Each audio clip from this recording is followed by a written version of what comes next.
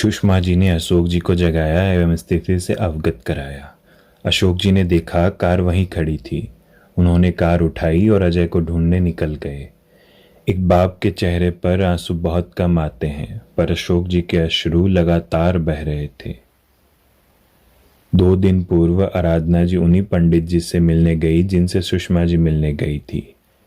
पंडित जी, मैं नलिनी से बात करना चाहती हूँ, शायद वो मेरे कहने से उस परिवार पर दया कर दे, आराधना जी बोली।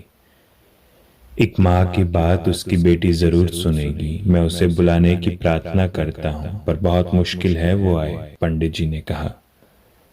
बहुत प्रार्थना के बाद भी नलिनी नहीं आई। वो नहीं आएगी माँ जी, पर वो यहीं आसपास है। आप जो कहना चाहती हैं कह दीजिए, शायद वो सुन ले, पंडित जी बोले। आराधना जी ने आंखें बंद कर बोलना शुरू किया। मेरी प्यारी बच्ची, तुझे इन सालों में अपनी माँ की याद नहीं आई?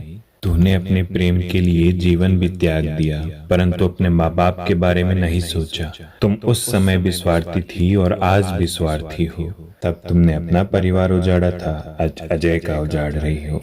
बेटे, प्रेम का सही अर्थ मुक्ति में है। माना तेरा दिल अजय में नहीं, पर कीर्ति जो उसकी पत्नी है उसमें है। तो अजय को मुक्त कर बेटा, तभी तुझे मुक्ति मिलेगी। आराधना जी के नेत्र अश्रुपूरित हो चुके थे, पर वह अकेली नहीं थी। कुछ साल पहले कहाँ थी तुम 2 हफ्ते से? न कोई कॉल किया, न उठाया, न मैसेज का रिप्लाई, अजय गुस्से से नलिनी से बोला। वो मेरे दादू नहीं रहे, कहकर नलिनी सिसकने लगी।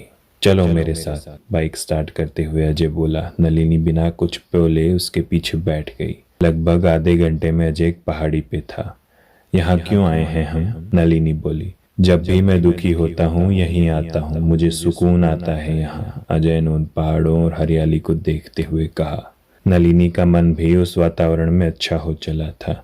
अब दोनों अक्सर खाली वक्त में उन्हीं पहाड़ियों में चले जाते। दोनों ने वहीं साथ जीने मरने की कस्में खाई, अपने भविष्य के ख्वाब सजाए। अजय आज फिर उन पहाड़ियों पर था। आंखों से बहते अविरल अश्रु पोंछता और फिर नलिनी के साथ बिताए पलों को याद कर रो देता।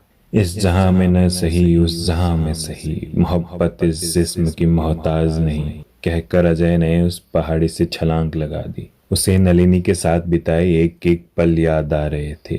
उसके चेहरे पर तनिक भी शिकन न थी, एक खुशी थी।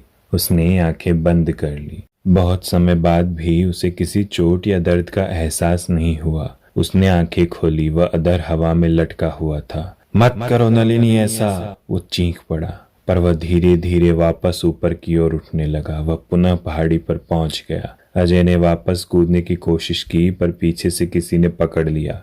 उसने देखा तो नलिनी थी, बिल्कुल वैसे ही जैसे उसने मरने से पहले देखा था। तुम क्यों वापस आई? बड़ी मुश्किल से खुद को जरा सा संभाला था। अब जब तुमसे मिलने की उम्मीद है तो क्यों रोक रही हो मुझे? अजय नलिनी पर चीख पड़ा। नहीं अजय, तब मैंने स्वार्थी होकर जो किया आज तुम कर रहे हो। तब मैंने अपने माता पिता के बारे में कुछ नहीं सोचा, आज तुम नहीं सोच रहे हो, कहकर नलिनी ने अपनी उंगलियों से अजय की आंखें बंद कर दी। अजय को घर में रोती बिलखती माँ और कीर्ति दिखाई दी। फिर अशोक जी दिखाई दिए, जो सड़कों पर बेतहासा पागलों से अजय को ढूंढ रहे थे। अपने पापा को पहली बार अजय ने रोते देखा। अजय वहीं टीले पर उदासीन बैठ गया। अजय, कीर्ति के अंदर मेरा दिल है। कीर्ति के रूप में मैं हमेशा तुम्हारे साथ रहूंगी, नलिनी ने कहा। अजय उठा और नलिनी को जोर से गले लगा लिया। नलिनी ने भी उसे गले लगा लिया। अजय को महसूस हुआ कि नलिनी जैसे कहीं खोती जा रही है। उसने आंखें खोली तो नलिनी की रूह धीरे धीरे ये दुनिया छोड़ रही थी। अजय बेतहासा उसके पीछे भागा।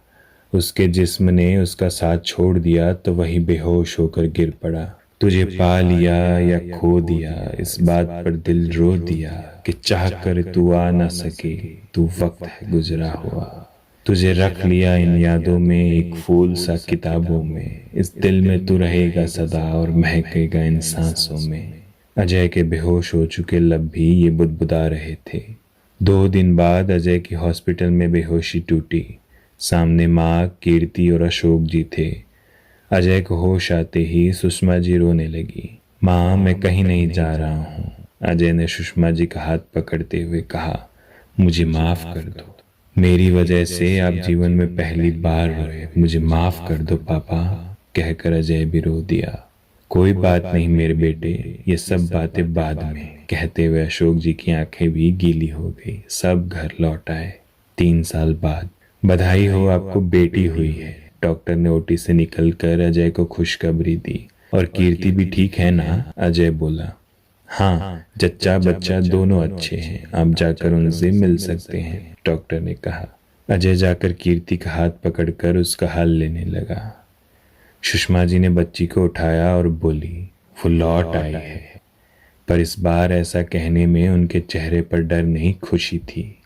बस इतनी सी थी ये कहानी।